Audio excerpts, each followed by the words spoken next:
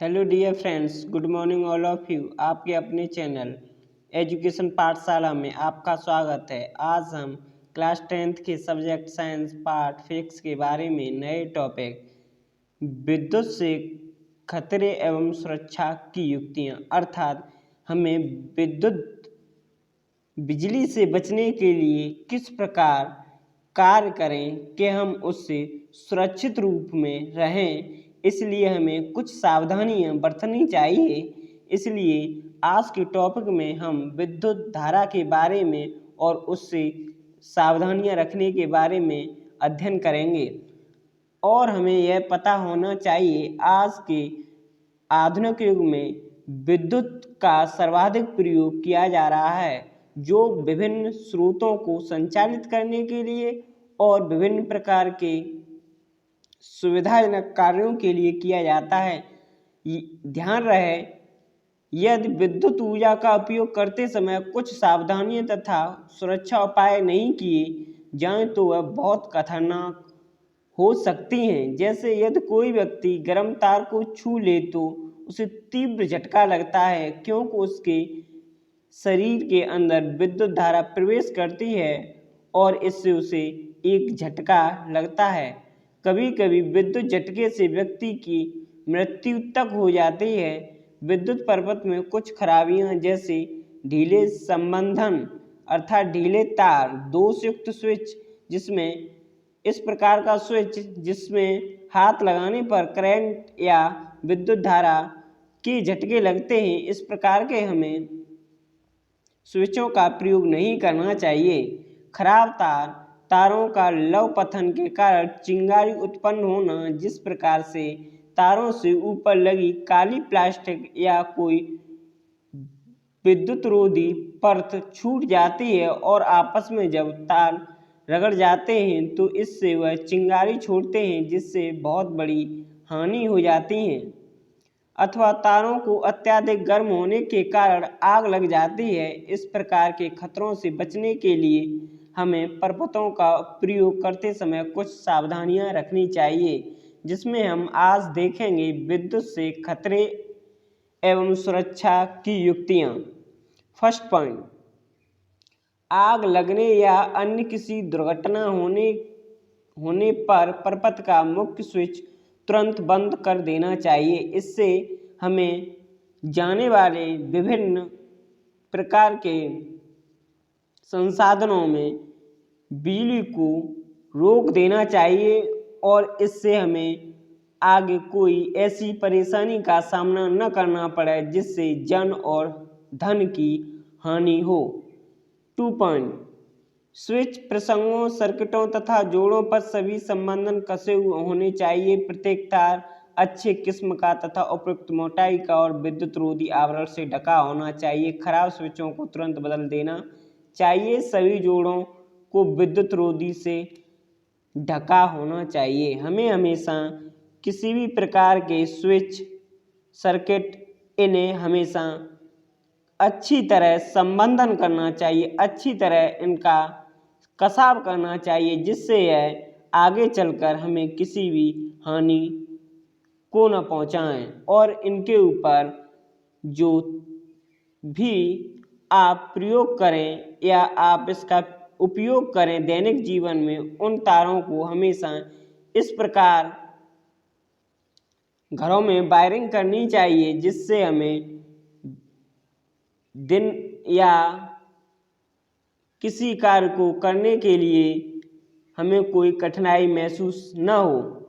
और हमें खराब स्विचों को तुरंत बदल देना चाहिए, जिससे हमें कोई आगे चलकर परेशानी का सामना न करना पड़े। अब हम आगे की स्लाइड में देखेंगे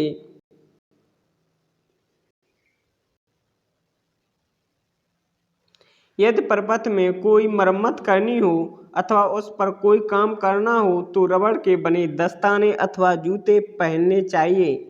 टेस्टर, पेचकस, प्लास तथा अन्य औजारों पर विद्युत रोधी आवरण होने चाहिए। यदि हम विद्युत कार्य को कर रहे हैं तो हमें ध्यान रखना चाहिए, हमें हमेशा जूते अथवा रबड़ की चप्पलों का प्रयोग करना चाहिए, जिससे यह विद्युत की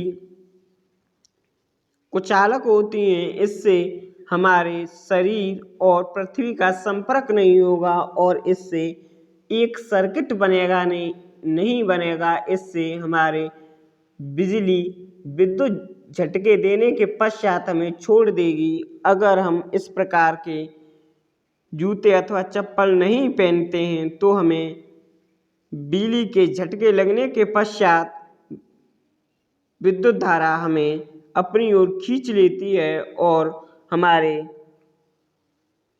शरीर को बहुत सी हानियां हो सकती हैं, अंग भंग भी हो सकता है। इसलिए हमें पेचकस, प्लास, अन्य औजारों पर प्लास्टिक अथवा विद्युत रोधी आवरण का प्रयोग करना चाहिए। 4th पॉइंट, प्रत्यावर्ती धारा पर्वतों में फ्यूज तथा स्विचों को सदैव गर्म तार में लगाना चाहिए। विद्युत उपकरणों को प्रयुक्त करते समय भू संपर्क तार का उपयोग अवश्य करना चाहिए। हीटर तथा इस्त्री जैसे उपकरणों में जल धारा प्रवाहित हो रही हो तो उसमें धातु से बने आवरण को नहीं छूना चाहिए। हमें हमेशा हीटर अथवा विद्युत इस्त्री को प्रयोग करते समय अगर उसमें जल धारा बह रही है तो उसे हमें सावधानी पूर्वक उसका प्रयोग करें, इससे हमें कोई हानि न हो। 5th पॉइंट, फ्यूज उपयुक्त क्षमता तथा पदार्थ का होना चाहिए। हमेशा फ्यूज का प्रयोग इस प्रकार करना चाहिए अधिक विद्युत धारा प्रवाहित होने पर यह अपने आप भंग हो जाए। इससे आगे पर्वत में विद्युत प्रवाहित न हो और उपकरण सही बने रहें। प्राय संयोजक तारों के टुकड़ों का ही फ्यूज के तार के स्थान पर प्रयुक्त किया जाता है। यह बहुत खतरनाक प्रवृत्ति है। ऐसे तारों की क्षमता अधिक होती है, यह लघु पतन तथा अतिभार से नहीं बचा पाते हैं।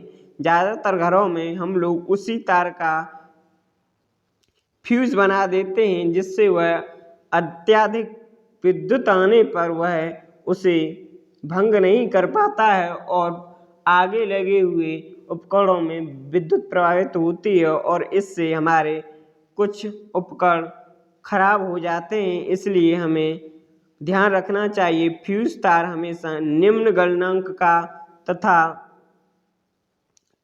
मोटाई कम होनी चाहिए। इस प्रकार के फ्यूज तार का प्रयोग करना चाहिए और हम इन सावधानियों को ध्यान में रखने के बाद भी यह संभव है कभी कोई दुर्घटनावश गर्म तार को छू दें। ऐसा होने पर उस मनुष्य को किसी विद्युत रोधी वस्तु जैसे लकड़ी, प्लास्टिक या रबड़ का आधार लेकर छुड़ाना चाहिए। जब किसी व्यक्ति को विद्युत धारा के तार हाथ में हो तो उसे छुड़ाने के लिए हमें कोई प्लास्टिक या रबड़ का प्रयोग करना चाहिए, क्योंकि हमें उसे सीधे छुड़ाने पर विद्युत धारा हमें भी प्रवाहित होती है और इससे हम भी उसकी जद में आ सकते हैं। इसलिए हमें ध्यान रखना चाहिए विद्युत